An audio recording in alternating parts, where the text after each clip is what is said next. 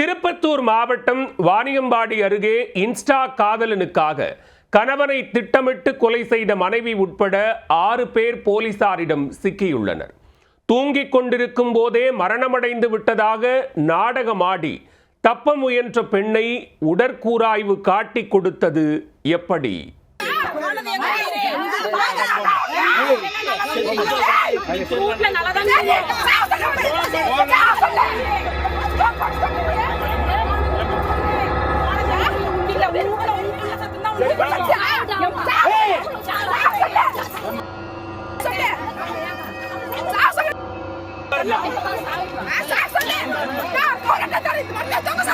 திருப்பத்தூர் மாவட்டம் வாணியம்பாடியை அடுத்த நாயனசெருவு கவரன் வட்டம் பகுதியைச் சேர்ந்தவர் 30 வயதான விஜயன்.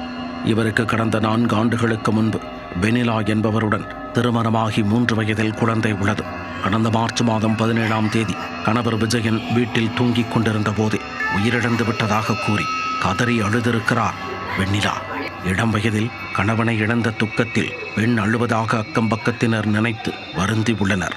தகவல் அறிந்து வந்த திம்மாம்பேட்டை போலீசாரும் விஜயனின் மரணத்தை சந்தேக மரணம் என வழக்கு பதிவு செய்து விசாரணை மேற்கொண்டு வந்தனர்.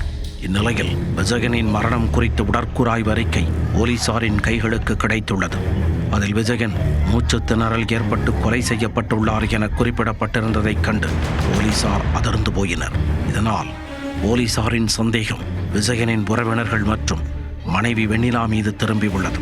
வெண்ணிலா மற்றும் விஜயனின் செல்போன்களை கைப்பற்றி ஆய்வு செய்த போலீசார் அதன் பின் வெண்ணிலாவிடம் கிடுக்குப்பிடி விசாரணை மேற்கொண்டனர்.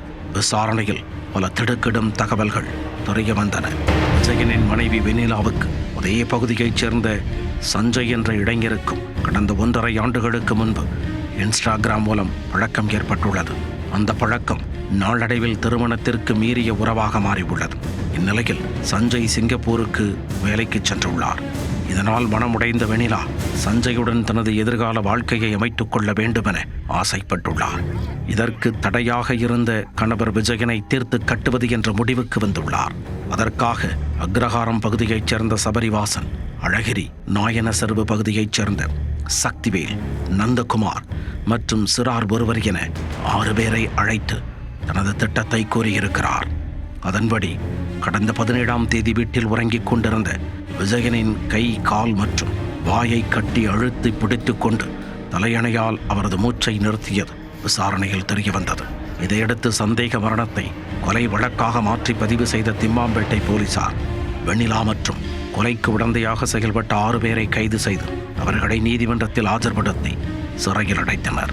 சிங்கப்பூர் காதலனுக்காக கட்டிய கணவனின் மூச்சை மனைவியே நிறுத்திய சம்பவம் அப்பகுதியில் பெரும் பரபரப்பை ஏற்படுத்தியுள்ளது.